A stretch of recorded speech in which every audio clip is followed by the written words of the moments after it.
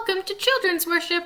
Today we're going to talk about humility. Luke chapter 18 has a Bible verse I want to share with you. This is verse 14. It's a little complicated to understand, but don't worry, I'll explain it after I read it.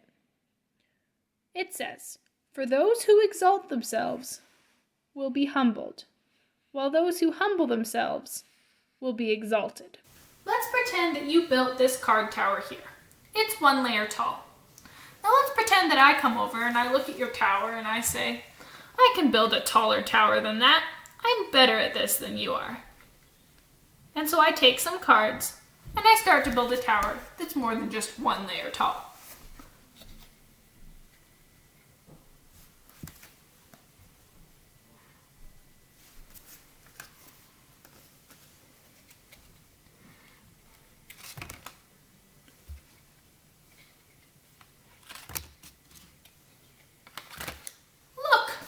Tower fell down.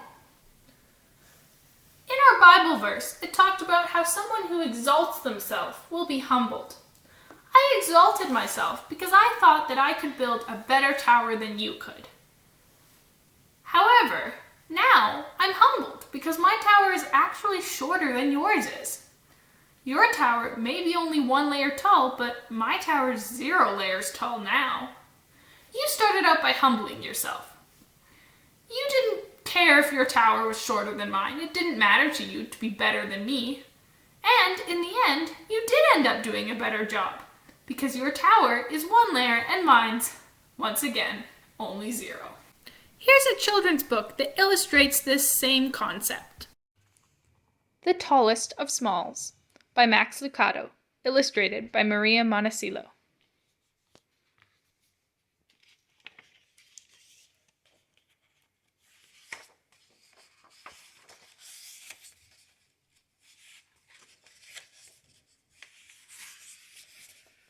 Perhaps you don't know. Then maybe you do. The Two Smalls of Stiltsville and their story for you. Where people like we, some tiny, some tall, with games and schools and clocks on the wall. Keep an eye on the time, for each evening at 6 they meet in the circle for the purpose of sticks. Tall stilts upon which a Stiltsvillian can strut and be lifted above those down in the rut.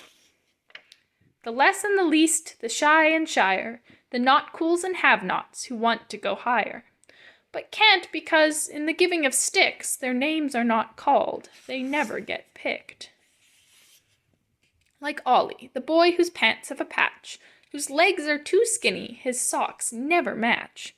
He laughs with a snort and sleeps with a drool, too common and dull for the gang of the cool. Who decides who is special, who's in and who's out, who's better, who's best, and declares with a shout, "You're awesome, you're pretty, you're clever or funny," and gives out a prize not of medals or money, not pink cotton candy or a house someone built, but the oddest of gifts, a gift of some stilts. Ollie wanted those stilts so much he would plea from the midst of the crowd, "Pick me, please pick me." And one night, to Ollie's surprise, they did. "You're cool," they declared. "Hip, hip, hip, hooray! Come up to the front, for this is your day." To join the classy and sassy and move up the ladder. When they lifted him up, they knew that he knew that he mattered. He looked down from above, he looked down his nose. At the common, the plain, yes, he smirked as he rose. But his smile didn't last, for soon he discovered that birds like to perch, and soon he was covered. With pigeons and buzzards and all flying things, they plopped on his shoulders and rested their wings, while he struggled to walk and maintain some balance. Do I have this skill? Do I have this talent? Ollie reached for the sky with a tilt and a sway. Look out below! He fell straight away. Into the Two Smalls, right back where he started, among the stiltless and small, and oh, how it smarted. When the gang of the cool and the jilt of all jilts didn't offer to help, they just took his stilts. And there Ollie sat. He might not have moved, might have sat there and cried, except for the touch he felt on his side. So gentle, so caring, that he looked up to see Jesus smile down and say, "Ollie, come walk with me." Keep your feet on the ground. Refuse to be stilted. Choose low over high. Leave the system tip-tilted. You're precious, my Ollie, not too short or too tall. I made you, remember, you're mine after all. So Ollie went home, took the clock off the wall. Enough of the stilts, enough of it all.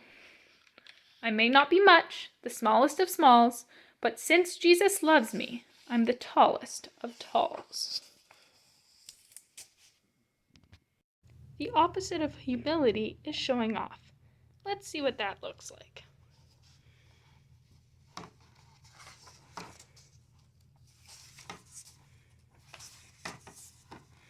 This book is about Tony and her friends, Annie and Sam.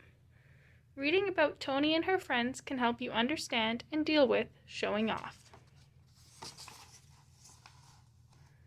Have you ever been with people who try to make you think they are better than you? I bet you can't do this. I bet she's right. People are showing off when they do things to make you think they are better than you are. See what I can do? I'm better than you are. When you are with someone who is showing off, how do you feel? What do you think? What do you do? She does everything better. I can't do what she can do. I wouldn't even try. I wonder how well she can hop. When you are with someone who is showing off, you might feel unimportant. You might feel as if you cannot do anything well. You might decide you do not want to be with a person who makes you feel bad about yourself. Do you want to play on the jungle gym with me? No thanks. Are you kidding? It is important to treat others the way you want to be treated. If you do not want other people to show off, you must not show off. Hey Sam, this is fun. Yeah, we're both pretty good at this. Just be careful. There are many ways to show off. Some people show off by saying they are better than others. This is called bragging. I can ride a bike better than anybody else. You've never seen me ride. Some people show off by acting as if they are better than others. Out of my way. Some people show off by bossing others around. Hey, you guys, get back here. I'll show you what else I can do. There are many things people try to prove by showing off. Some people show off to prove they are more important than others. These people do not understand that no one person is more important than anyone else. We are each important in our own way. My dad is important. He's a doctor. My dad is important too. He's a baker. Mine delivers eggs on Easter. Some people show off to try to prove they can do things better than others. These people do not understand that no one person can be the best at doing everything. Some people are good at doing some things. Other people are good at doing other things. Every person can do something well. I can ride a bike better than you can. That doesn't make you a better person. All of us can do something well. I can hop. Some people show off to try to prove they are smarter than others. These people do not understand that no one person can be smarter than everyone else. Some of us know some things. Others know other things. We are each smart in our own way. I know more about bikes than you do. That doesn't mean you are better than we are. There are some things we know about you that you probably don't know about. Like Easter eggs. Some people show off to try to prove they have more than others. These people do not understand that having things does not make a person important. People are important because of what they are, not because of what they have. My bike is better than yours. That does not mean you are better than we are. Looks like an ordinary bike to me.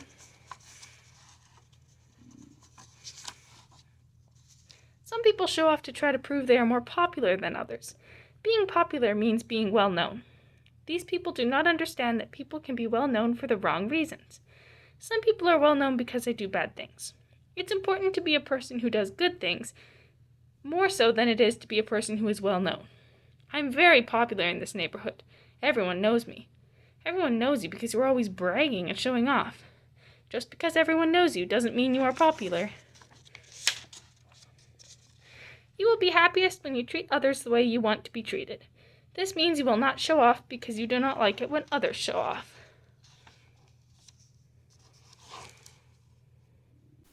For this activity, we're going to draw the difference between proud and humble. You'll need a piece of paper and something to draw with. Let's start with someone who's proud. Someone who's proud, what do you think they would look like? How can we represent a proud person?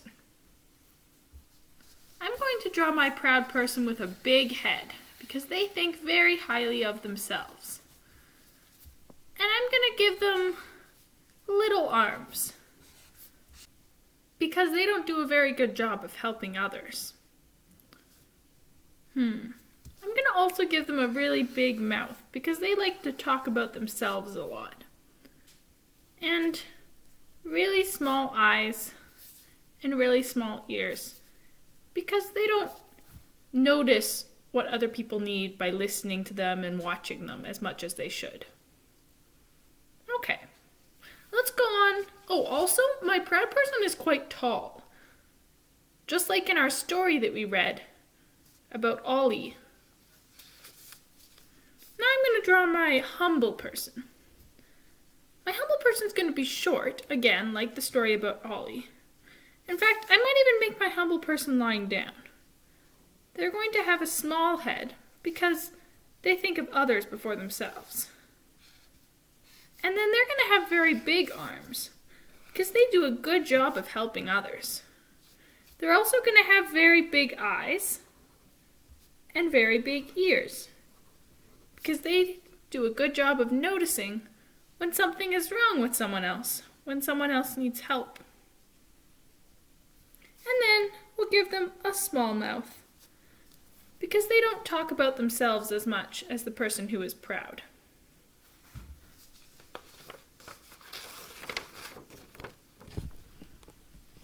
Jesus was an excellent example of someone who was humble. People who exalt themselves or who are proud or who show off often think that they don't have to do the dirty jobs, the jobs that nobody really wants to do. They think that they're better than those jobs. One of the dirty jobs that Jesus did was washing his disciples' feet. Feet are really dirty, especially in Jesus' time, because in Jesus' time, and where he lived in the world, people wore sandals all the time, so their feet got really dusty from all the dirt outside. By washing his disciples' feet, Jesus was doing a job that people didn't usually want to do, especially when it came to other people. Washing your own feet is one thing, but washing everyone else's feet? That seems like it'd be kind of gross. But Jesus did it anyways. Coincidentally, feet are also the part of your body that's closest to the ground. Just like my card tower was when it fell over, or like Ollie was when he fell off of his stilts. This version of the story of Jesus washing the disciples' feet is written and illustrated by kids just like you. Dirty Feet, based on John chapter 13, verses 1 to 9, written by Andrea Carter, age 9. Jesus filled a big bowl with water and asked his followers to gather around the bowl. Jesus began to wash their dirty feet, but Simon Peter would not let Jesus wash his feet. He said to Jesus, "You shouldn't wash my feet. I should wash your feet." But Jesus said, "If I wash away the dirt and stink from your feet, your sins will also be washed away." Simon Peter said, "Then wash my feet, and wash my arms and my legs and my head too." The bucket of water that Jesus used to wash his disciples' feet, illustrated by Tammy Hines, age 10. These feet are bloody, dirty, and stinky, but Jesus can wash all of that away, illustrated by Andrea Carter, age 9. As an activity for this week, wash the feet of a family member or the feet of someone else in your household.